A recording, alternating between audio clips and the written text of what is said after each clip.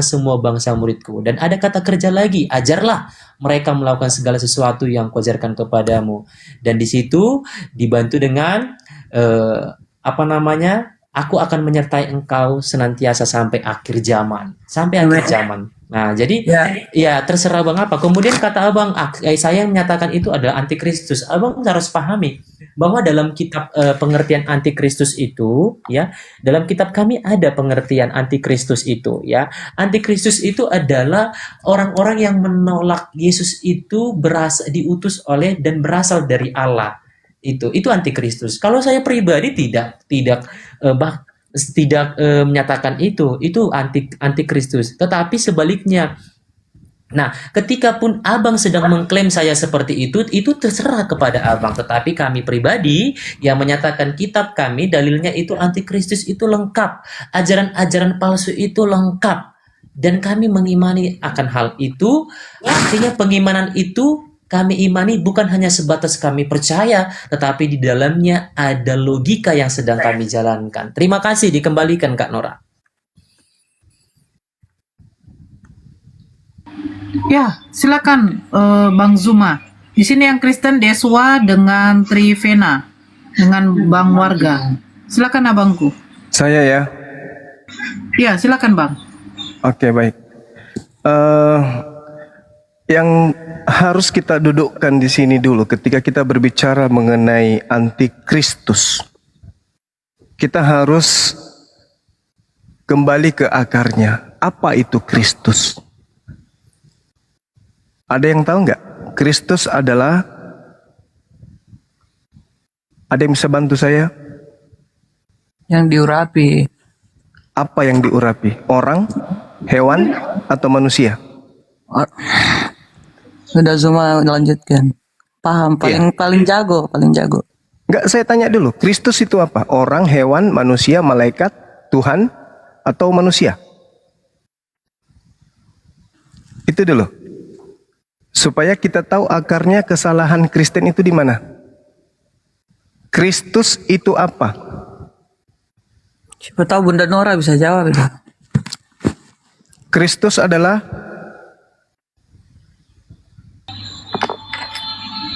Yang Kristen jawab lah. Kalau saya jawab nanti dibilang apa? So tahu. Kristus pengikut Yesus. Pengikut Yesus itu berarti Kristen. Beda dengan ya, itu Kristen. Kalau Kristus apa? Kristus itu Mesias atau orang yang diurapi. Pintar sekali. Jadi Kristus Mesias, Al-Masih, orang yang diurapi. Kita lihat kesalahan pertama. Lukas 2 nomor 11. Hari ini telah lahir bagimu juru selamat, yaitu Kristus. Ada kata Tuhan di kota Daud. Ini adalah terjemahan yang keliru. Sebenarnya terjemahan yang betul adalah hari ini telah lahir bagimu juru selamat, yaitu orang yang diurapi Tuhan di kota Daud. Nah, ini kesalahan yang dibuat sedemikian rupa, disengaja, sehingga yang lahir itu Tuhan. Yang lahir ini adalah orang yang diurapi. Itu dulu. Saya ulang pelan-pelan. Hari ini telah lahir bagimu juru selamat, yaitu orang yang diurapi Tuhan. Bang Zuma, sebelum lanjut, saya boleh bertanya dulu Bang Zuma. Silakan. Indikasi untuk menaikkan judul atau wacana ini alasannya apa? Karena Kristen itu antikristus. Terpujilah nama Tuhan kepada mereka yang telah berkata seperti itu. Oh enggak bisa. Hari ini telah lahir bagimu juru selamat, yaitu orang yang diurapi Tuhan. Yang mengurapi Yesus, Tuhan. Inilah anakku yang kukasihi, kepadanya aku berkenan. Yang diurapi manusia. Dan bukan hanya Yesus yang memiliki gelar Kristus. Kores Kristus, Daud Kristus, Saul Kristus, Harun Kristus, Elisa Kristus, Salomo pun Kristus. Kenapa mereka ini Salomo, Elisa, Harun, Saul dan seterusnya disebut Kristus? Karena mereka adalah orang-orang yang diurapi Tuhan. Mereka adalah Mesias. Saya kasih data satu. 1 Raja-Raja 1:39. Imam Zadok telah membawa tabung tanduk berisi minyak dari dalam kemah. Lalu diurapinya Salomo. Salomo diurapi. Kristus adalah orang yang diurapin. Salomo adalah orang yang diurapi. Salomo Kristus. Kenapa kemudian Salomo diterjemahkan kemudian diurapi, tidak diterjemahkan Kristus, hanya Yesus yang disebut Kristus? Kenapa? Karena di situ ada doktrin Yesus diinginkan untuk menjadi Tuhan bagi orang-orang yang tidak ngerti tentang Al-Masih Kristus. Nah, kembali. Kesalahan fatal terjadi ketika kemudian orang Kristen ini tidak mengerti Bibelnya sendiri. Ini kasihan. Coba kita lihat Tuhan. Ini konsep paganisme. Tuhan diserahkan kepada Tuhan itu mustahil. Nomor 21 kemudian jelas. Dan ketika genap 8 hari, ia harus disunatkan. Kalau Tuhan mustahil disunat. Tapi kalau manusia yang diurapi Tuhan disunat, wajib. Nah, ini kesalahan fatal yang dilakukan oleh gereja. Maaf nih. Kebenaran harus diungkap nih. Jangan ditutupi. Jadi yang lahir adalah orang yang diurapi Tuhan. Pada hari ini telah lahir juru selamat, yaitu orang yang diurapi Tuhan di kota Daud. Jadi Yesus adalah orang. Makanya di dalam 2 Yohanes 1 nomor 7, sebab banyak penyesat telah muncul dan pergi ke seluruh dunia yang tidak mengaku bahwa Yesus telah datang sebagai orang yang diurapin. Jadi antikristus itu Kristen. Karena menolak Yesus ini adalah orang. Mulut Kristen mengatakan Yesus orang. Tapi coba lihat ke gereja. Siapa yang mereka sembah? Orang yang bernama Yesus. Mulut mengatakan Yesus manusia. Tapi praktik dalam keagamaan, Yesus adalah Tuhan itu sendiri. Makanya dalam bahasa Yunani disebut planos. Apa planos itu? Pembohong. Apa pembohong itu? Penipu. Apa penipu itu? Orang yang berbicara mulutnya tidak sesuai dengan kenyataan. Siapakah penipu itu? Siapakah pembohong itu? Bukankah dia yang telah pergi ke seluruh dunia, yang tidak mengaku bahwa Yesus yang telah diurapi telah datang sebagai manusia? Itulah si penyesat, itulah antikristus. Berani enggak orang Kristen mengatakan Yesus itu kemudian adalah orang yang diurapi yang datang ke atas muka bumi? Berani, Paman. Oke, sampai mana keberaniannya? Sampai mulut aja, Paman. Kok bisa? Yes, hari Minggu mereka berbondong-bondong menyembah manusia tadi.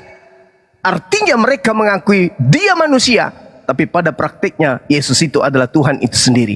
Makanya ada prinsip dalam akidah mereka, Yesus 100% manusia di mulut, tetapi dia juga 100% Tuhan di praktek. Inilah yang disebut planos, penyesat, penipu, pembohong. Dia mengatakan bahwa yang dijual ini adalah barang asli, tetapi dalam hatinya mengatakan enggak loh, ini imitasi loh, palsu. Mulutnya mengatakan Yesus manusia, tapi praktiknya dia mengimaninya, bahkan meneteskan air mata beribadah, menyembah kepada manusia Yesus. Munafik, pembohong, pendusta. Inilah yang disebut antikristus. Anti terhadap orang yang diurapin. Jadi sekali lagi ketika kita berbicara apa arti Kristus? Kristus artinya orang yang diurapi Tuhan. Berarti yang lahir sebagai juru selamat di kota Daud itu adalah orang yang diurapin, bukan Tuhan. Demikian.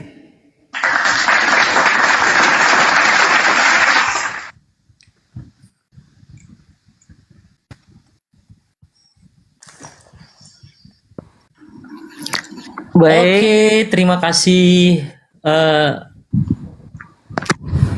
Host, ini bisa ditanggapi?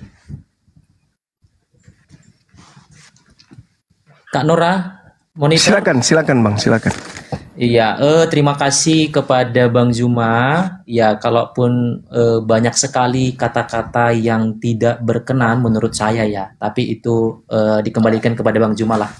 Tetapi bagi kami Kristen, Bang Zuma, ya sekali lagi saya katakan, tapi kami Kristen menyatakan bahwa kalau Bang Zuma tadi berbicara antikristus, justru di Alkitab kami pun, di dalil kami pun ada Bang Zuma terkait antikristus itu siapa. Ya, antikristus itu dalam 1 Yohanes, satu surat Yohanes pertama, Yohanes 1 ayat 18 ya, sampai Yohanes 2 ayat 18 sampai 27 itu sudah jelas dikatakan bahwa siapa sebenarnya antikristus itu, Bang Zuma. Jadi kalaupun kata-kata Bang Zuma sedang kalau dibilang kami Kristen adalah antikristus semua, itu terserah dikembalikan kepada Bang Zuma ya. Tetapi sekali lagi kepada yang saya katakan Bang Zuma, bahwa yang Bang Zuma ucapkan itu semua itu hanya sebatas pendukung dari ucapan Bang Zuma supaya membenarkan Bang Zuma, kata-kata Bang Zuma. Bukan bukan arti dari firman Yesus itu sendiri gitu. Bisa Bang Zuma, yuk artinya begini, Bang Zuma boleh memahami kembali bahwa ketika kami mempercayai bahwa Dia adalah Tuhan, sekali lagi, dan terus saya ulang-ulangi lagi, tadi pun sudah saya ulang ya. Tadi saya sudah paparkan juga kepada Bang Arki ya. Bang Arki terkait kenapa kami mengatakan bahwa Yesus itu adalah Tuhan. Tuhan itu kan gelar akan kekuasaannya, kedaulatannya, haknya gitu. Kenapa kami katakan Dia Tuhan? Begitu. Jadi di situ dalam Matius proses kelahiran Yesus pun sudah di situ, bahwa firman itu bersama-sama dengan Allah. Bang Zuma pasti sudah paham hal itu. Dari runutan-runutan itu gitu. Maaf dipotong sebentar, sorry potong bentar, host saya permisi dulu ke belakang mau pipis, tapi jangan diturunkan ya, nanti saya ingin bertanya sama Bang Zuma Gurunda ya host ya. Ya, siap, lanjut. Ya, kemudian Yohanes 10 ayat 30, aku dan Bapa adalah satu. Kemudian Yohanes 1 ayat 3, firman itu bersama-sama dengan Bapa dan firman. Semua itu runutan itu berkaitan tentang ketuhanan Yesus. Gitu. Jadi kalaupun Bang Zuma sedang menyatakan bahwa kami antikristus dengan konsep yang disusun Bang Zuma, itu juga percuma bagi kami Bang Zuma gitu. Karena kami benar-benar artinya dengan dalil-dalil kami itu mengkuatkan kami bahwa Yesus itu adalah Tuhan gitu. Akulah jalan kebenaran dan hidup, tidak ada seorang pun kepada Bapa kalau tidak melalui aku. Ada juga firman Tuhan berkata. Kemudian ada lagi berkata karena begitu besar kasih Allah akan dunia ini sehingga Ia telah mengaruniakan anaknya yang tunggal supaya setiap orang yang percaya tidak binasa melainkan beroleh hidup yang kekal. Nah, yang memperoleh hidup yang kekal ini siapa? Yang berhak untuk memperoleh kehidupan yang kekal ini siapa? Yang memberikan. Insyaallah, syukran. Ya. Jadi Subhanallah. Jadi kalau artinya Bang Zuma sedang berbicara tentang konsep-konsep dan mengutip mencomot-comot terkait hal itu, ya itu percuma bagi kami Bang Zuma. Dan Bang Zuma menyatakan bahwa Kristen itu adalah kitab kami ada beberapa kata-kata yang menurut saya itu tidak baik diungkapkan dan tapi itu Abang ungkapkan, itu dikembalikan kepada Bang Zuma lagi begitu. Terima kasih. Dikembalikan. Oke, mohon izin teman-teman. Jadi gini, kalau Anda mengatakan Yesus adalah jalan, lantas Anda tuhankan, ibarat Anda menganggap jalan ke Monas itu adalah Monas. Kekeliruan. Allah Subhanahu wa taala datang kepada baginda Rasulullah Muhammad sallallahu alaihi wasallam.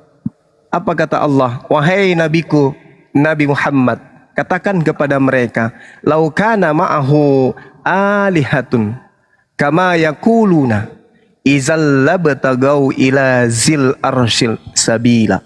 Katakanlah kepada mereka, wahai Nabi Muhammad, jika ada Tuhan-Tuhan di samping Allah sebagaimana yang mereka katakan, niscaya Tuhan-Tuhan itu mencari jalan kepada Allah yang mempunyai arsy.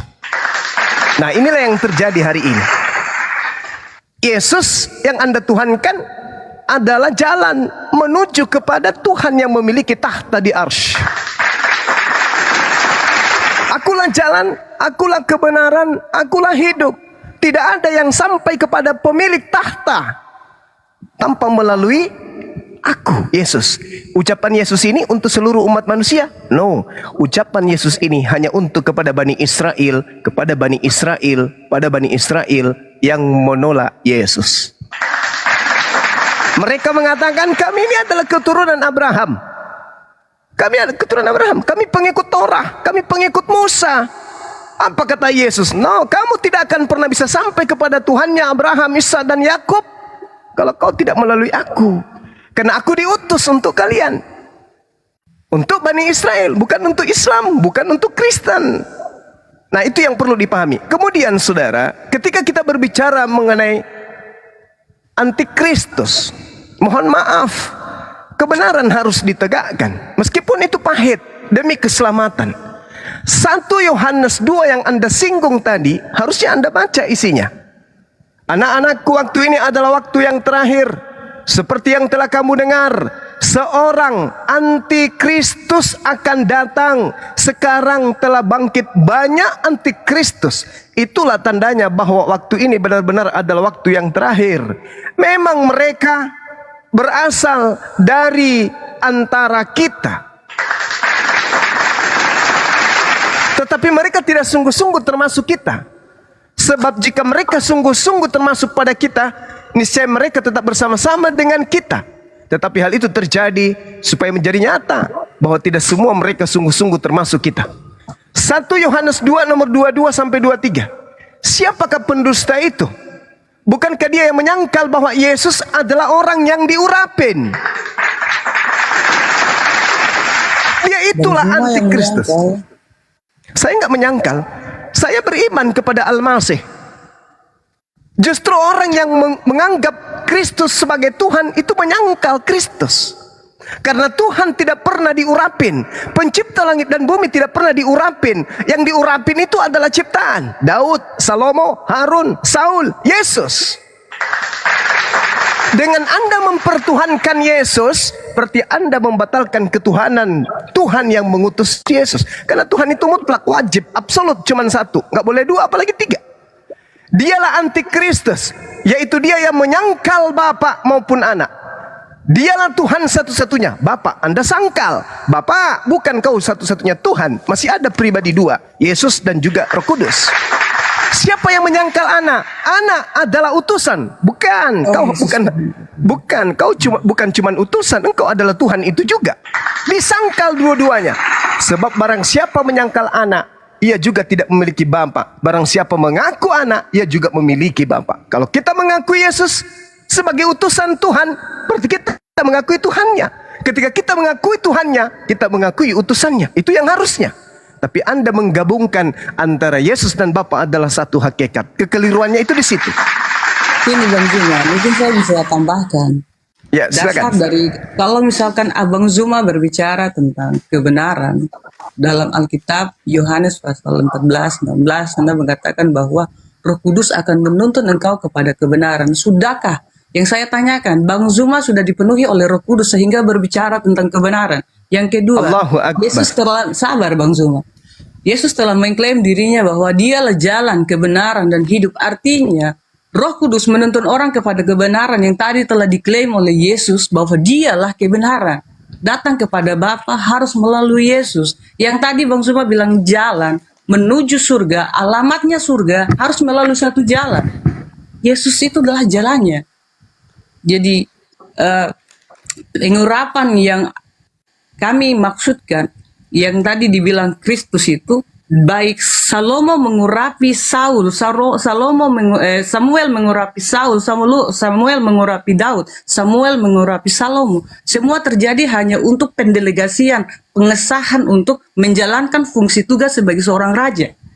Itu yang harus Bang Zuma catat.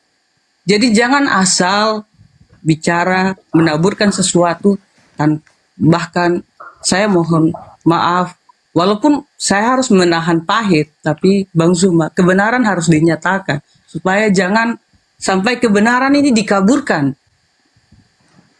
Yang tadi indikasinya itu saja dulu. Roh Kudus akan menuntun orang kepada kebenaran. Yesus telah mengklaim dirinya adalah kebenaran. Sudahkah Bang Zuma dengan leluasa berbicara ini telah dipenuhi oleh Roh Kudus? Terima kasih. Tolong jawab satu itu dulu. Oke. Satu hal yang mesti saudara-saudara Kristen saya itu paham.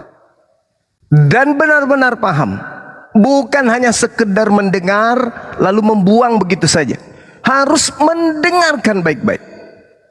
Roh Kudus itu pengajarannya hanya ada di Al-Quran. Tidak ada di Bible. Dalilnya di mana, Bang?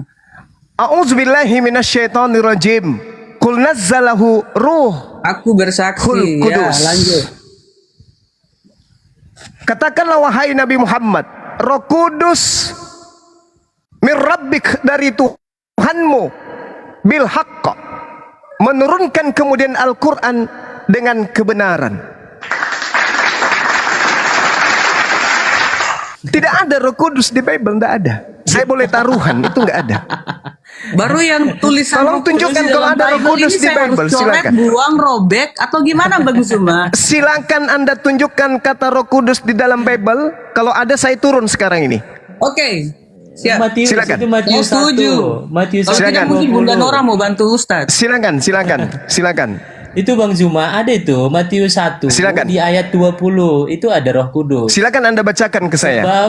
Sebab anak yang dalam kandungan adalah dari Roh Kudus. Itu Roh Kudus. Oke, Nah, baik. Terus ada dalam Bible kan? Maka silakan turun. Silakan original teksnya Sabar, tunjukkan saya saya. lagi tambah. Silakan warga original Zuma, teksnya sabar, saya dulu. tambah. Oke, Silakan. satu. Baru yang kedua. Tunggu, belum Bang Zuma. Iya, Yang kedua. silakan, silakan. Yang kedua Silakan. Bang Zuma. Iya, silakan. Yang Abang bilang tadi kami mentuhankan Tunggu Roh Kudus dulu, Yesus. selesaikan Enggak, dulu Roh bukan. Kudus ini. Udah saya jawab nanti ditambahi. Oke, baru Original yang kedua. teksnya mana? Baru yang kedua Bang Zuma. Dengar, Bang Zuma. Malu dia kan. Saudara malu. Enggak malu Bang Zuma. Coba Aku tunjukkan kalau original teksnya. Silakan. Menghadapi orang-orang Silakan. seperti Bang Zuma itu aku sudah itu hal yang wajar Bang Zuma sedang Oh, ngomong maaf. gitu ya. Silakan Anda tunjukkan. Lah, Silakan. Saya hanya minta bertunjukkan udah di situ udah dikatakan Roh Kudus. apa dikatakan? Roh Kudus.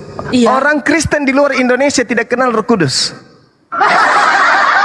Anda saja yang di Indonesia ini karena melihat Al-Quran ada kata Roh Kudus, Anda ambil juga. Selayaknya Anda mengambil kata Alkitab, selayaknya Anda mengambil kata Allah. Silakan Anda tunjukkan Roh Bang Kudus di Zuma, kitab Anda mana? Yang pertama aku mau tanya, Abang bilang mengambil kata Allah, Abang bilang. Roh Nah, Kudus dari dulu mana? selesaikan. Dari mana Abang tahu Kristen itu mengambil kata Allah, Bang? Lalu di mana sumbernya kata Allah kalau bukan Lah. dari Al-Quran? Bukan, enggak. Dari mana? Itu Kristen dulu ada di Arab, Bang, daripada Nah, Muslim, Bang. itu jawaban klasik untuk nipu. Bukan nipu, memang benar. Coba tunjukkan Justru, kitabnya orang ya, Kristen Arab yang ada kata Allah. Silakan.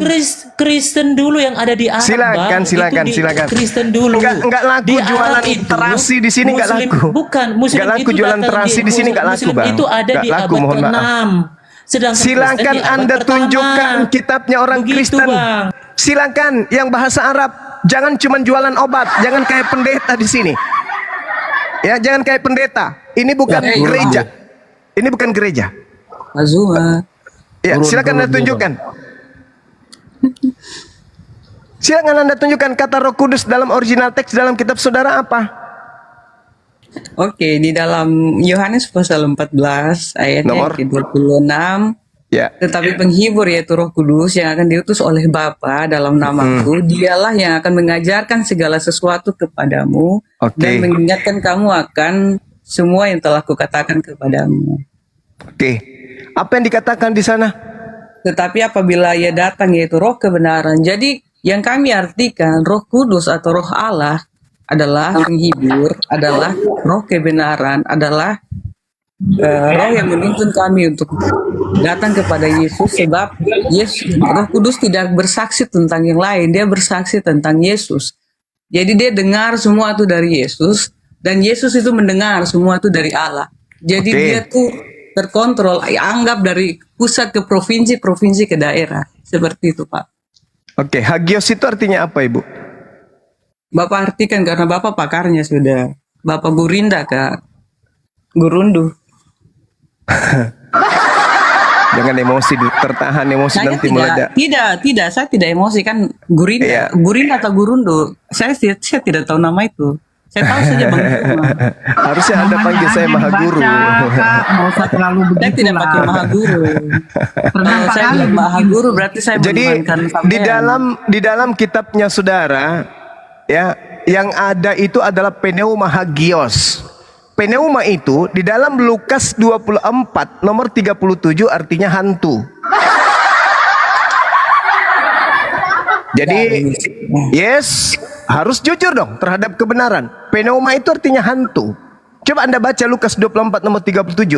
Mereka terkejut dan takut dan menyangka bahwa mereka melihat hantu. Mereka menyangka melihat hantu padahal yang datang itu Tuhan.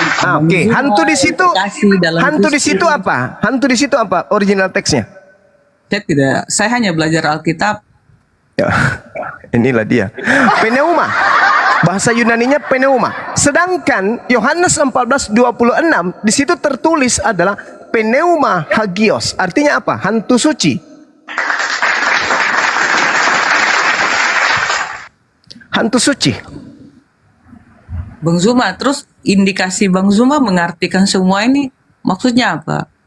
Iya, Bang, tak ada ini kata kita Roh ada Kudus di dalam negara Bible itu tak Kesatuan ada. Republik Indonesia. Yang Saling ada di menghargailah. kitab saudara itu hantu suci, Holy Ghost.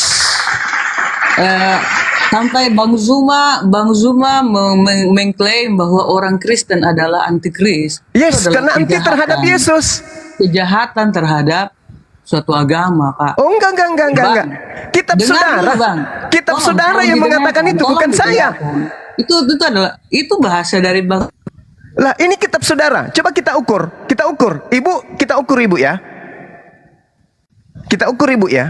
Ibu, saya ukur ya. Sebab banyak penyesat telah muncul.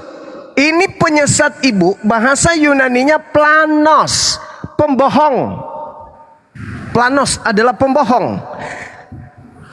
Telah banyak kemudian pembohong muncul dan pergi ke seluruh dunia. Siapa pembohong itu? Yang tidak mengaku bahwa Yesus orang yang diurapi telah datang sebagai manusia. Itulah si penyesat dan itulah si antikristus. Pertanyaan saya, apakah ibu menganggap Yesus ini manusia? Manusia? Jawabannya? Jawaban ibu? Mulut mengatakan manusia. Prakteknya? Yesus adalah Tuhan. Apakah enggak pembohong itu? Ini Bang Zuma, seperti ini saya artikan menurut iman Kristen yang dimaksud dengan antikris supaya Bang Zuma paham, dalil. supaya mau berkoar-koar, Berdasarkan membagi dalil. jamu di mana-mana. Jangan asumsi Monggo, Pak. kebencian berdasarkan dalil. Tidak. Lah ini Saya kan tadi bilang begini, Bang. ini dalil, jangan kebencian, dalil. Arti daripada antikris menurut iman Kristen supaya kalau Bang Zuma mau pelajari. Saya belajar Bible, saya tidak belajar tentang kekristenan. Maaf, Bible Iya. yang saya pelajarin. Ya, seperti ini. Saya kasih tahu saja bocorannya menurut iman Kristen. Saya tidak suruh Bang Zuma masuk Kristen. Itu urusan Bang Zuma. Antikristus adalah Antikristus adalah orang yang mau menggantikan ketuhanan daripada Kristus itu sendiri, menganggap dirinya Tuhan selain Yesus, selain Kristus. Mana? Itulah yang dibilang Di anti mana? terhadap Kristus. mana Anti dalilnya? terhadap Kristus, Bang. Mana Anti terhadap dalilnya? pengurapan. Ada dalil? Bang Zuma, Ada dalil? jangan salah mengartikan ini firman Alkitab. Ya. Saya butuh dalil. selalu mengingatkan kepada Saya Bang butuh Zuma dalil. bahwa Bang Zuma iman kita berbeda. Kami Saya butuh saling- dalil.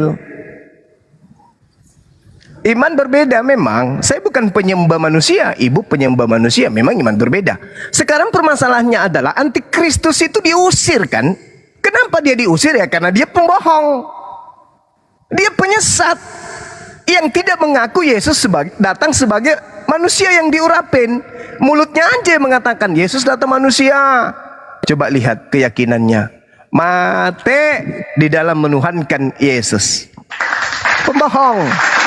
Lanos, Oke, penipu. itu dari Ustadz Zuba. Saya mau tanya tentang itu. Dalil. Bunda Nora aja hilang, Bunda. Dalil, Bu, dalil. Kita bicara dalil. Ya, saya mau tanya Bunda Nora dulu. Ini kan Bunda Nora host. Ya, silakan. Kemarin saya ada titip bahasa sama Pak Rocky Gersang sama teman-teman yang lainnya mengenai 2 Korintus pasal 3 ayat 5 untuk Bunda Nora. Mungkin Bunda Nora bisa jawab itu saja dulu sebelum saya mau tanyakan bahwa kenapa Bunda Nora harus mengangkat tema apa arti Kristus. Kalau tidak sempat belajar di Kristen, ngapain harus belajar di media ini? Apa arti Kristus? Ya, Kristus Jadi, orang yang diurapin. sebelum jawab ini Bunda Nora ditujukan kepada Bunda Nora. Bukan Tuhan yang diurapin, tapi orang yang diurapin. Selayaknya Daud, Salomo. Cuman Kristen ini memang agak lain. Orang yang diurapin dianggap Tuhan. Ustadz, saya permisi sama Bunda Nora sebagai host untuk tolong jawab 2 pertanyaan dari saya itu dulu. Silakan, Dinda Nora, silakan. 2 Korintus 2 ya? 2 Korintus 13 ayat 5. Ini surat Paulus untuk orang-orang yang di Korintus, bukan untuk orang Indonesia. Bukan untuk orang Indonesia ya. Bukan, Ya, coba ya. Anda baca. Surat Korintus itu untuk siapa? Bunda Nora mana? Hilang kah? Dinda Dari Nora. suaranya. Kenapa, Kak? Saya mau tanya, Bunda yang tercantik, sayang, selamat malam. Ya, selamat malam. Ya, kenapa, Kak? Saya mau tanya Bunda, mungkin Bunda bisa jawab saya dari pertanyaan saya di 2 Korintus 13 ayat 5 dulu, Bunda. Ya, coba dibaca dulu, Kak, biar saya tahu. Oke, ini nasihat-nasihat terakhir kepada jemaat di Korintus ya, Bunda. Di sini Saya dibilang bukan begini, Bunda. jemaat di Korintus, Kak. Saya orang Iya. Indonesia, Kak. Saya mengerti. Oke, tapi ini bunyinya seperti ini. Ujilah dirimu sendiri. Apakah kamu tetap tegak di dalam iman? Selidikilah dirimu, apakah kamu tidak yakin akan dirimu bahwa Kristus Yesus ada di dalam diri kamu? Sebab jika tidak demikian, kamu tidak tahan uji. Jadi pertanyaannya apa, Kak? Pertanyaan saya, mengapa Bunda tidak mempercayai bahwa Kristus Yesus itu berada bersama dengan Bunda sehingga Bunda tidak tahan uji sehingga meninggalkan iman di dalam Kristus? Oh, kalau saya, Kak, saya mengimani bahwa memang ada nabi-nabi terdahulu yang diutus oleh Allah sebelum Nabi Muhammad SAW. Cuman masalahnya Yesus atau Nabi Isa itu diutus untuk bangsa Israel, Kak, bukan untuk saya. Lanjut, Kak, sama Bang Zuma. Udah selesai jawaban saya. Yesus diutus untuk bangsa Israel di dalam surat Matius. Tolong dibaca ya, Kak, ya. Oke. Iya. Baik. Berarti Anda dibilang begini, Bunda.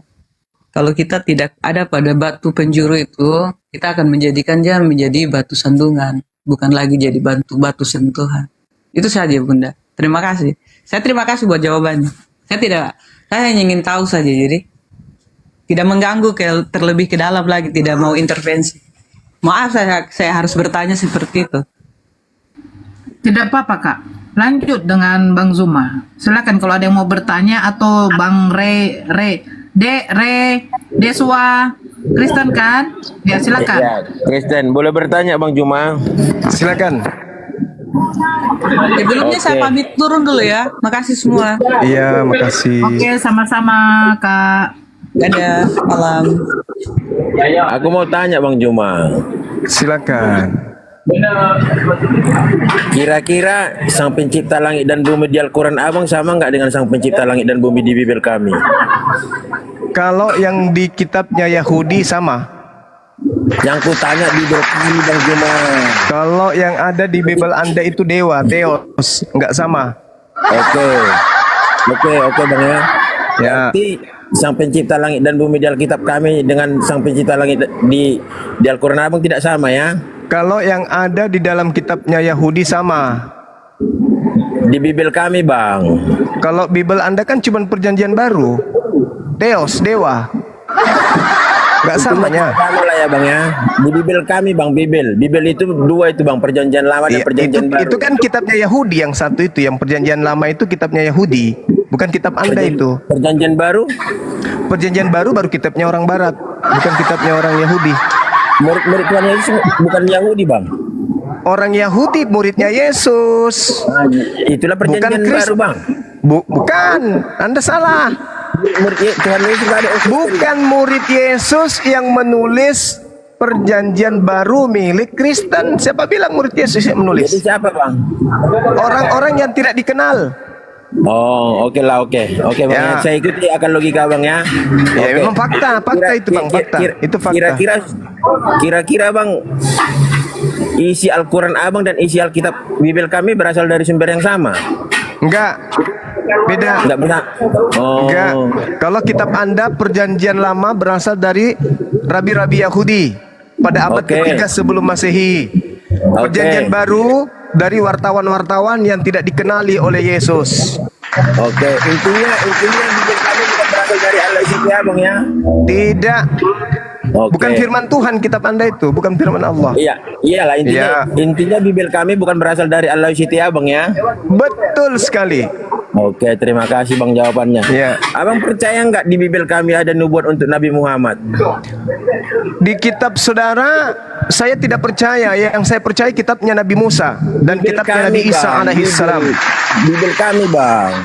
Enggak, saya enggak percaya. Itu hanya tulisan-tulisan yang dituliskan kemudian oleh orang yang tidak dikenal. Kalaupun ada yang merujuk kepada Nabi Muhammad, itu hanya kebetulan aja.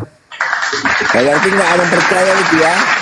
Enggak, saya enggak percaya. Saya percaya kepada Al-Quran saya dan saya percaya kepada kitab para nabi, bukan kepada kitab Lukas, Markus, Matius, Paulus, in the gang. Ya, Tapi kenapa ada pengikut Nabi Muhammad khususnya Muslim yang menjadikan Alkitab kami sebagai tempat untuk mengemis-ngemis nubuat untuk Nabi Muhammad, Bang? mengemis-ngemis. Iya. Nabi Muhammad sudah nabi, enggak butuh lagi nubuat. Ada, Bang, umat Islam yang menjadikan Alkitab kami yang sumbernya tidak sama dengan Al-Quranmu jadi tempat untuk mengemis nubuat untuk Nabi Muhammad, Bang. Mungkin karena catatan-catatan di Bible saudara itu tidak merujuk kepada selain Nabi Muhammad SAW. Mungkin. Contoh, Bang. Kenapa ada, Bang? Lukas, Kisah Para Rasul 3, nomor 22 sampai 23. Itu tak ada yang cocok kecuali nabiku, Nabi Muhammad SAW. Aku tanya, kenapa ada umat Islam yang menjadikan Alkitab kami itu yang sumbernya tidak dari Allah SWT Abang jadi tempat untuk mengemis-ngemis nubuat untuk Nabi Muhammad Abang? Itu yang Sudah kutanya. kejawab. Kenapa ada? Sudah kejawab. Kebetulan ceritanya itu merujuk kepada Nabi Muhammad dan tidak merujuk kepada siapapun. Oh, begitu ya, Bang ya. Contoh Kisah Para Rasul 3 yang kutunjukkan tadi. Ada nggak yang bisa duduk di situ selain Nabi Muhammad? Nggak ada. Cuman beliau yang bisa duduk di situ. Kalau isi Alkitab kami ini nggak berasal dari Allah SWT Abang, berarti Nabi Isa yang di Al-Quranmu nggak sama dengan yang Yesus Kristus yang di Alkitab Nggak kami, sama. Bang, ya?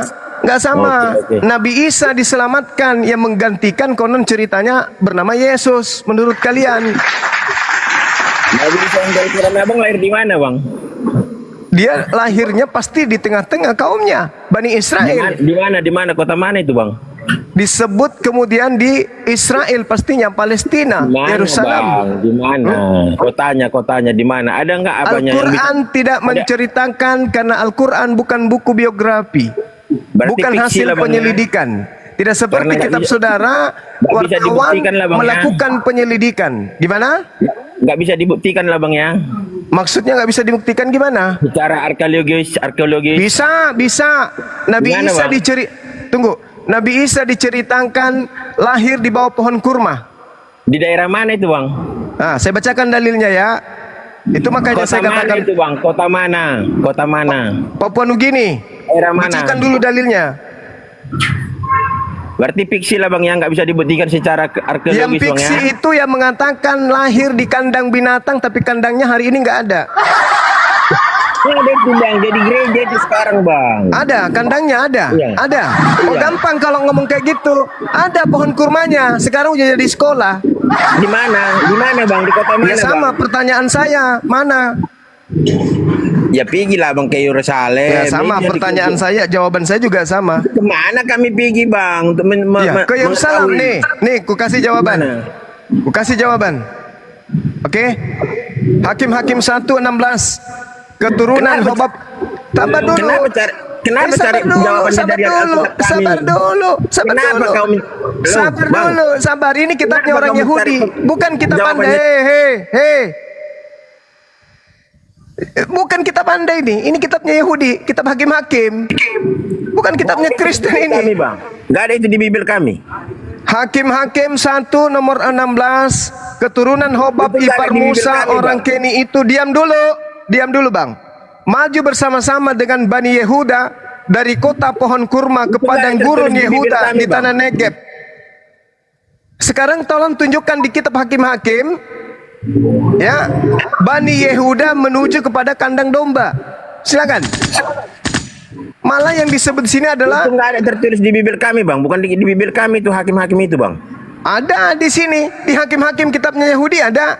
Ulangan Kenapa mencari 34. pembenaran dari situ? Padahal sumbernya tidak sama dengan Al-Quran. Ini kita berbicara mengenai pohon kurma.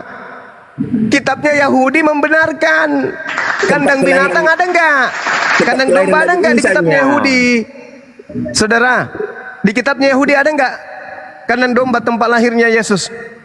Jadi Nggak perjanjian ada. lama belum nggak ada lah, orang belum lahir di situ. Nah, tapi di sini ada menjelaskan Cerdas tentang katanya kau. di mana tempat Nabi Isa lahir itu disebut sebagai kota kurma, bukan disebut sebagai kota kambing. Daerah mana? Daerah mana? Ini sudah disebutkan. Apa yang bisa kita pakai Dan untuk membuktikan bahwa berfirmanlah dia Tuhan itu ada? kepadanya, inilah Secara negeri yang arkeologis kujanjikan gitu dengan loh. sumpah kepada Abraham, Ishak dan Yakub. Kepada keturunanmu lah kemudian kuberikan negeri itu. Aku mengizinkan engkau melihatnya dengan matamu sendiri, tetapi engkau tidak menyeberang ke sana. Ini adalah kota negeri yang dijanjikan kemudian Tuhan kepada keturunan Ibrahim, Aku nanya Ishak Nabi, dan Nabi Yakub. Isa yang di Al-Quran lahir di mana? Kok jawabannya dari Bibil? Nggak waras Di kau. Bibil kan sudah kubilang samamu tadi. Al-Quran bukan buku biografi. Al-Quran mengatakan Nabi Isa lahir dekat pohon kurma. Iya, daerah mana? Kenapa kau tanya? Daerah mana? Baca Nehemia 8:16 dan di bawah Kenapa kau semua mencari kota jawabannya mereka dari Alkitab dan di kami? Yerusalem. Sementara Dengar Alkitab dulu. kami sumbernya nggak sama dengan Al-Quran. Dengarkan dulu, saudara. Anda bertanya, Anda harus mendengar. Kenapa Dan mencari jawabannya dari Alkitab kami? Kan sumbernya nggak sama dengan Allah dari Al-Quran. Nanti juga saya akan minta di kitabmu Yesus lahir di kandang binatang itu di mana, Kucluk? Di Bethlehem. Bethlehem. Mana di Bethlehem di kitabnya orang Yahudi disebut sebagai kota kandang kambing? Mana? Kandang domba tolol. bukan kandang kambing. Mana disebut di dalam kitabnya orang Yahudi? Tontonkan ketololanmu di hadapanku. Mana tunjukkan kepada saya kalau Bethlehem Ya, oke lah, Bang, disebut ya. sebagai kota kandang domba mana? Oke lah bang ya, salam beda Tuhan pencipta langit dan bumi lah bang ya. Ya memang Tuhanmu diciptakan kok. Bang Rega, Tuhanmu diciptakan kok mau sama-samakan sorry. dengan Tuhan kami, mana bisa? Sorry Bang Rega, jangan main gitulah, jangan main tolol-tolol begitu, nggak usah. Jadi Nah, ini kubacakan nih teman-teman yang lain untuk belajar. Nehemia 8 nomor 16 bahwa di semua kota mereka dan di Yerusalem harus disampaikan berita dan pengumuman yang berbunyi, pergilah ke gunung, ambillah daun pohon zaitun, daun pohon minyak, daun pohon murad, daun pohon kurma, dan daun dari pohon-pohon yang rimbun, guna membuat pondok-pondok sebagaimana yang tertulis. Nah, ke Yerusalem itu disebut apa? Di sana disuruh kemudian untuk mengambil daun dari pohon kurma di Yerusalem. Al-Quran mengatakan bahwa Nabi Isa lahir di bawah pohon kurma. Nah sekarang kalau Anda mengatakan Yesus lahir di kandang binatang, mana nubuatnya? Mana cerita-cerita Yerusalem itu penuh dengan kandang domba mana? Selayaknya saya menunjukkan 2 Tawarik 28 nomor 15, dan orang-orang yang ditunjuk dengan disebut namanya bangkit lalu menjemput para tawan itu, semua orang yang telanjang mereka berikan pakaian dari rampasan itu. Orang-orang itu diberi pakaian, kasut, makanan, minuman. Mereka diurapi dengan minyak, dan semua yang terlalu payah untuk berjalan diangkut dengan keledai dan dibawa ke Yeriko, ke kota pohon kurma. Ya, oke, Bang Juma, terima kasih. Saya bener respect banget sama Bang Juma nih ya. Saya udah cukup lama mengikuti gitu ngelihat Bang Ya, Juma. makasih Bang. Maafkan kalau saya agak ngegas Iya, kalau iya. orang yang susah mendengar. Silakan. Iya, makanya nih teman-teman Kristen nih, aduh kalau debat tuh jangan kata-kata yang begitu. Kita lebih mengedepankan argumen, sopan ini kayak jadi gini Bang Juma, saya tuh Siap. salut bener. Kalau di umat kami tuh udah setingkat apa ya Bang Juma nih, kayak di atas pendeta kali ya, penasehat pendeta kayaknya. Masya Allah. Soalnya ya di Bible itu wow. Ini Bang Juma, saya boleh nanya ke Al-Quran Bang Juma ya? Silakan. Kayak yang di Ali Imran ayat 59 yang sering didiskusikan itu Bang Juma ya. Yang Ya. sesungguhnya misal penciptaan Isa di sisi Allah adalah seperti penciptaan Adam. Allah menciptakan Adam dari tanah, kemudian Allah berfirman kepadanya, jadilah seorang manusia, maka terjadi. Nah di sini Bang Juma, Allah tuh menginformasikan bahwa Isa itu penciptaannya sama seperti Adam ya, Siap. diciptakan dari tanah, kemudian Allah berfirman jadilah maka jadi. Nah pertanyaan saya, kalau Isa kan berproses nih Bang Juma ya, walaupun di Iya. Kun juga berproses melalui pengandungan Maria ya, pada umumnya 9 bulan gitu ya. Nah Siap. kalau Adam ini proses penciptaannya tuh apakah gimana Bang Juma? Apakah ada proses atau kun jadi kemudian langsung jadi begitu? Terus di sisi lain Adam ini manusia pertama gitu. Gimana tuh pandangan Bang Juma gitu? Terima kasih. Iya, baik. Bismillahirrahmanirrahim. Inna mathala Isa indallah kamathali Adam. Khalaqahu min turab. Jadi kedua-duanya ini kemudian dicipta dari tanah. Itu yang dimaksud. Pesan yang disampaikan oleh Al-Quran, Adam diciptakan, Isa diciptakan. Itu yang ingin dipatahkan kemudian. Bahwa Isa itu adalah Tuhan. Yang namanya kemudian dipalsukan menjadi Yesus.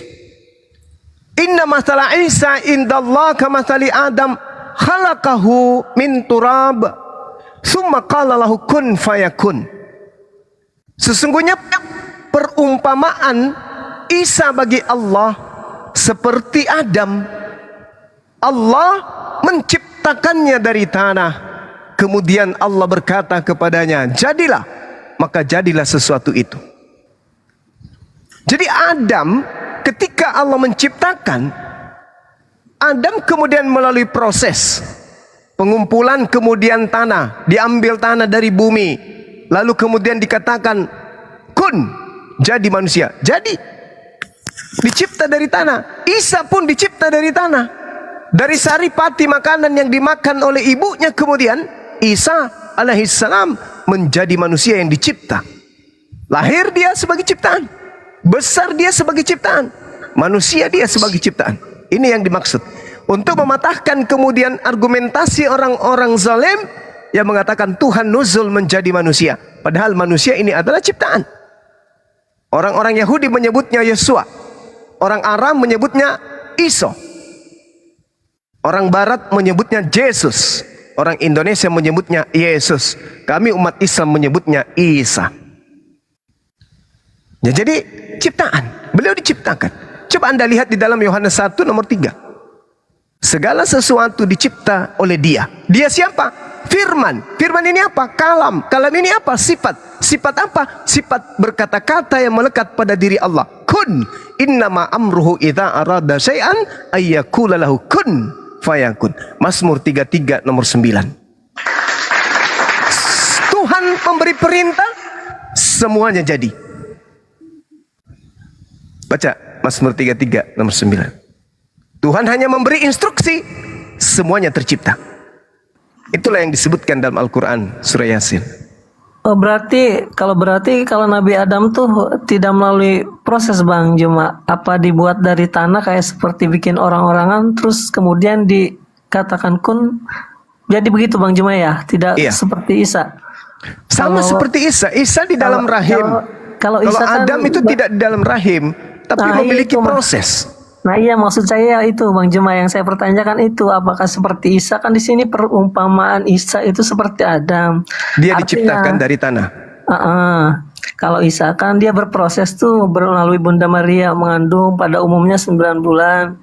Nah kemudian kalau Adam ini apakah berproses ataukah langsung dibentuk dari tanah begitu, atau gimana tuh Bang Juma? Ya, prosesnya itu bahannya diambil dari bumi, tanah. Jadi dua-duanya tercipta dari tanah. Allah menciptakan Adam alaihissalam dari tanah, Nabi Isa diciptakan pun dari tanah. Pasti ada proses, karena namanya ciptaan. Proses berfirman, dan proses berkehendak, dan proses terciptanya sesuatu yang tadinya tidak ada menjadi ada. Makanya Allah mengatakan itu dalam Al-Quran, Aku hendak menciptakan pemimpin di bumi. Wa iskala rabbuka lil malaikati inni ja'ilun fil ardi khalifah. Kejadian 1 nomor 26.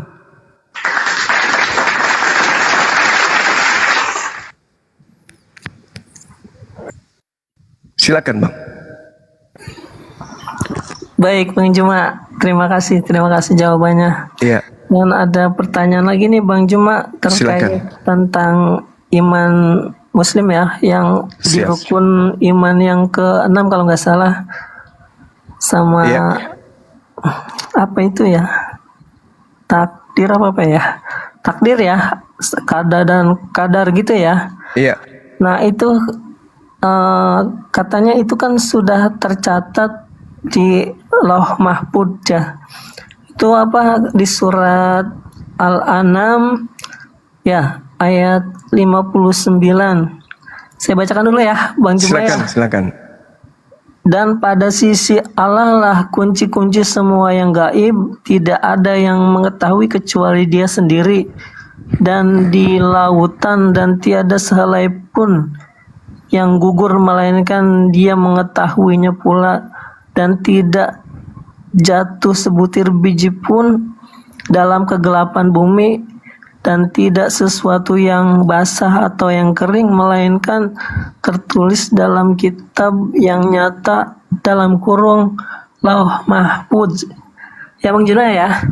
Iya, betul. Oke, pertanyaan saya, berarti manusia ini sudah dirancang sedemikian rupa, seibaratkan gini Bang Juma ya, seperti apa, kayak berbuat film gitu, sutradara gitu Bang Juma ya, sudah dirancang sedahulunya, kita nanti bagaimana Bang Juma ya.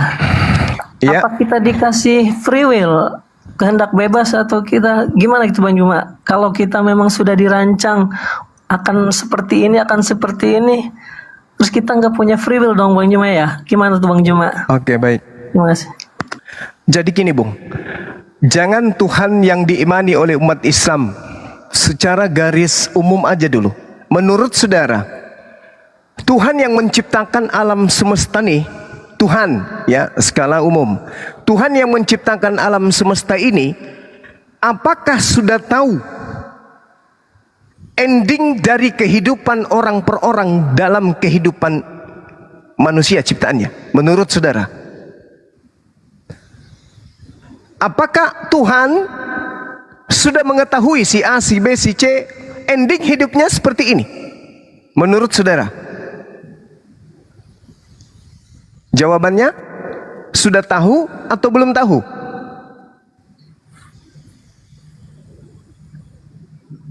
Bung Deswa. Ya Bang Juma. Kalau memang sudah dirancang berarti kita tidak bisa berbuat apa-apa dong Bang Juma ya. Bukan saudara. Saya belum ke situ. Saya hanya bertanya dulu. Oke. Tuhan yang menciptakan manusia, apakah sudah tahu ending dari keadaan manusia tersebut atau belum tahu? Ya kalau Tuhan ya pasti sudah tahu. Alhamdulillahirabbil alamin. Jadi kalau Tuhan sudah tahu endingnya si fulan, misalnya Tuhan sudah tahu sebelum saudara Deswa dicipta oleh dia, Tuhan sudah tahu, kemudian Tuhan menuliskan. Apakah itu keliru? Tidak kan? Jadi jangan disalahartikan seakan-akan Tuhan sudah menggariskan Anda sesuai dengan catatannya. Tidak. Tuhan tahu sebelum Anda dicipta menjadi manusia, Tuhan tahu kelakuan Anda di usia sekian, di usia sekian, di usia sekian, di usia sekian. Allah sudah tahu sebelum Anda melakukan itu, Allah sudah tahu. Maka dituliskanlah kemudian seperti yang Anda gambarkan tadi. Kok bisa kayak begitu? Yes, Al-Quran menerangkan itu, Bung. Allah Subhanahu wa ta'ala menjelaskan, wa qulil haqqu mir rabbikum. Kebenaran telah kuserahkan semuanya ke atas muka bumi ini. Semua kebenaran telah kuserahkan kepadamu wahai Nabi Muhammad. Semuanya telah kutumpahkan. Makanya Yesus berkata, masih banyak hal yang ingin aku ajarkan, tapi kamu belum sanggup untuk menanggungnya. Tapi ketika roh kebenaran itu datang, dialah yang akan mengatakan segala sesuatunya tentang hukum-hukum, keadilan, dan pengisapan dunia akan dosa. Al-Quran mengatakan, wa qulil haqqu mir rabbikum. Katakanlah kepada manusia, wahai Nabi Muhammad, kebenaran itu telah datang dari Tuhanmu. Barang siapa yang menghendaki beriman, hendaklah ia beriman. Barang siapa yang menghendaki kafir, hendaklah ia kafir. Tidak ada paksaan, kehendak free. Tetapi ketika Anda kafir, mati dalam keadaan kafir, jauh sebelumnya, catatan itu sudah ada, diketahui oleh Allah. Bukan dicatat dulu, prat, lalu Anda mengikuti catatan itu. Tidak. Allah menciptakan Anda dulu, lalu Anda menjalani hidup Anda sendiri. Tapi sebelum Anda menjalani pun, Allah sudah tahu ending hidup Anda. Jadi dicatat endingnya sesuai dengan apa yang Anda lakukan setelah hidup. Nggak sama seperti film. Kalau film, sutradara yang memaksa kita untuk berlakon. Kalau Allah tidak. Anda belum berlakon, Allah sudah tahu. Jadi sudah dicatat. Bla bla bla bla dan seterusnya. Itulah yang diterangkan dalam Al-Quran yang Anda baca tadi. Allah mengetahui, wa indahu mafatihul ghaib la ya'lamuha illa huwa. Dan kunci-kunci semua yang gaib hanya ada pada Allah. Wa ya'lamu ma fil barri wal bahr. Tidak ada yang mengetahui selain daripada Dia. Dia mengetahui apa yang ada di darat dan apa yang ada di laut. Allah semua tahu. Sebelum terjadi Allah sudah tahu. Seperti ini adanya, seperti ini adanya. Si hambaku yang bernama Deswa lahir dalam keadaan ingkar kufur kepadaku.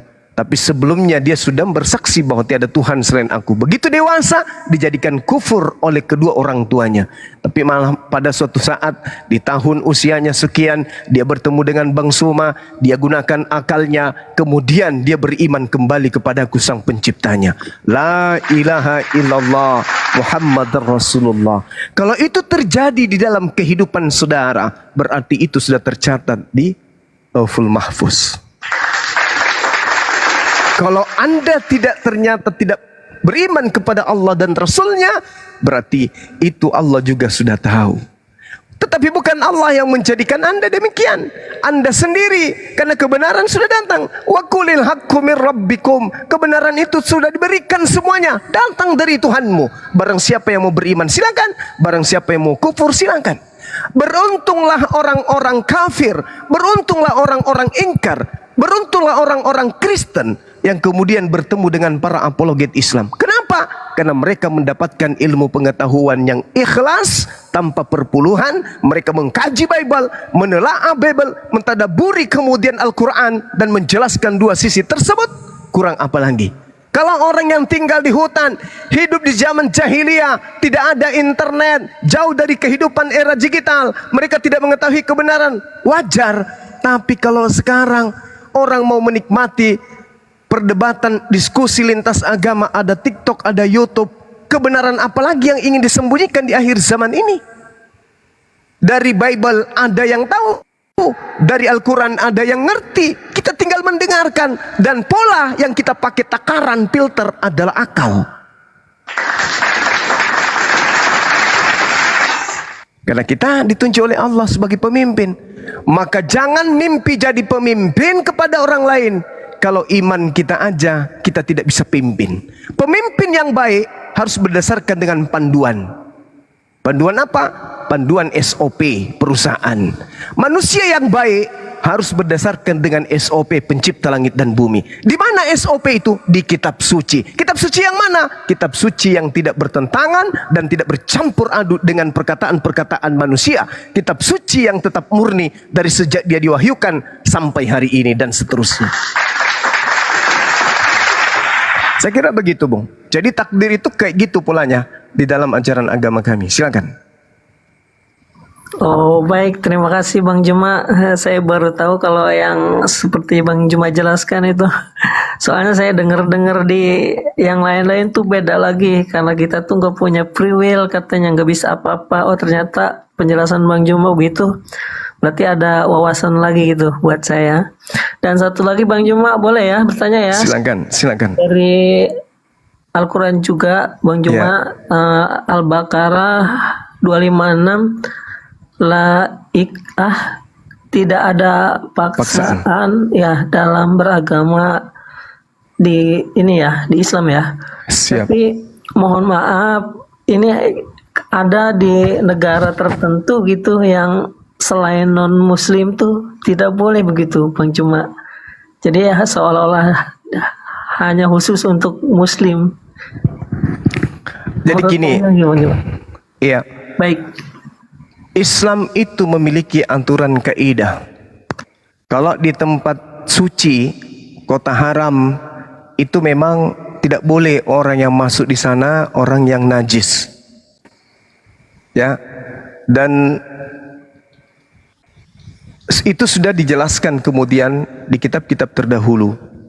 Jangankan di daerah tertentu, jangankan di kota Kudus, di kota suci, atau kota haram, orang-orang yang najis masuk ke dalamnya. Tempat-tempat suci aja ada orang-orang yang tidak boleh masuk, seperti di masjid. Ya, orang haid nggak boleh masuk ke dalam, kecuali kemudian orang ini sakit dan seterusnya. Lalu kemudian orang-orang yang sedang junub gak boleh masuk ke dalamnya. Nah, ketika kita berbicara mengenai pemerintahan Islam, kita lihat bagaimana Rasulullah melindungi orang-orang Yahudi, melindungi orang-orang Nasara, hidup berdampingan bertetangga, rukun mereka. Kewajiban seorang muslim adalah mengayomi, melindungi orang-orang di luar Islam. Ketika kemudian Islam menjadi penguasa, yang menjadi pemimpin pemerintahan, yang menjadi pokok pemerintahan adalah asas-asas Islam. Tidak boleh kemudian memerangi orang di luar Islam, nggak boleh, kecuali Islam diperangi lebih dulu. Nah, kalau yang sudah diumumkan di sini jangan dipijak, tidak boleh masuk orang yang non muslim, itu memang jangan, karena itu adalah tempat-tempat sakral, tempat yang disucikan. Tapi kalau di luar daripada tempat itu silakan aja, tak ada larangan, tak ada larangan. Seperti itu, Bang. Baik, terima kasih Bang Juma. Iya. Mantap deh, udah dapat penjelasannya ya, wawasan baru. Dan saya menghimbau ini bagi umat-umat Kristen ya, kalau debat tuh nggak usah mengedepankan apa ya, omong-omongan yang kalau emang nggak punya wawasan, mendingan turun aja, jangan malu-maluin agama kita sendiri gitu loh. Iya. Terima kasih Bang Juma ya. Iya, sebelum Terima turun kasih. Bang, saya titip satu hadiah dari pertanyaan saudara tadi, boleh? Boleh silakan Bang. Di dalam Yesaya 35 nomor 8, di situ akan ada jalan raya yang akan disebutkan jalan suci. Orang yang tidak tahir tidak akan melintasinya, dan orang-orang pandir tidak akan mengembara di atasnya. Orang-orang pandir ini maksudnya efif dalam bahasa Ibrani. Orang-orang jahil, orang-orang bodoh, itu nggak boleh. Kemudian orang tahir, yang tidak tahir maksudnya tamek, orang najis yang tidak bersunat, makan babi, makan anjing, itu nggak boleh. Itu diterangkan di dalam kitab Yesaya 35 nomor 8. Nah, kalau berbicara mengenai tempat ini, itu hanya ada di Mekah, tak ada di tempat lain. Berarti ada memang tempat, di situ dikatakan akan ada jalan, akan ada. Kata akan ada itu haya dalam bahasa Ibrani. Jalan raya di situ artinya makhluk, artinya tempat orang-orang melintas, orang-orang yang suci yang melintas di situ. Nggak boleh orang najis, nggak boleh orang tamek, orang yang tidak bersunat. Itu di mana? Di tanah suci Mekah. Itu hadiah dari saya, Bung. Yesaya 35 nomor 8. Kenapa saya kasih hadiah ini? Karena Islam itu sudah diajarkan dari Nabi Adam alaihissalam. Tetapi kemudian disempurnakan nanti Islam itu pada zaman baginda Rasulullah Muhammad sallallahu alaihi wasallam. Ya, silakan Anda renungkan, kita saling menghargai. Dialog-dialog kayak begini yang kami rindukan, yang kami inginkan dan kami mimpikan. Kenapa? Karena Al-Qur'an menyeru kepada kami bahwasanya serulah manusia ke dalam jalan Tuhanmu dengan cara-cara yang baik, bil ma'ruf, dengan cara yang hikmah dan baik. Itu dalam Al-Quran. Ada juga dalil, illal ladzina zalamu minhum, kecuali terhadap orang-orang yang zalim yang ada di antara mereka. Siapa orang zalim ini? Ya kayak yang tadi. Harusnya dialog ini menghasilkan ilmu, harusnya pertemuan kita ini memetik hikmah, harusnya kemudian pertemuan perbincangan kita ini ada kemudian pengetahuan yang kita petik, bukan kebencian, bukan iri dengki dan seterusnya. Tapi karena mereka orang-orang yang zalim ini memancing kemudian, maka apa kata Al-Quran? Illal ladzina zalamu minhum, kecuali terhadap orang-orang yang zalim terhadap kalian, mereka harus mendapatkan ketegasan. Mereka harus dikerasin. Keras dalam arti kata ditegur dengan cara tegas. Gak boleh seperti itu, harus kayak begini dan seterusnya. Jadi kami berbicara ada patokan dalam Al-Quranul Karim, dan apapun yang kami lakukan kami bisa pertanggungjawabkan. Saya kira begitu Bang. Terima kasih Bang Deswa, Anda berdiskusi dengan sangat baik. Demikian. Baik, Bang Juma, terima kasih ya. Iya, Terima kasih sama-sama, Bang Bang. Juma untuk ininya. Sama-sama.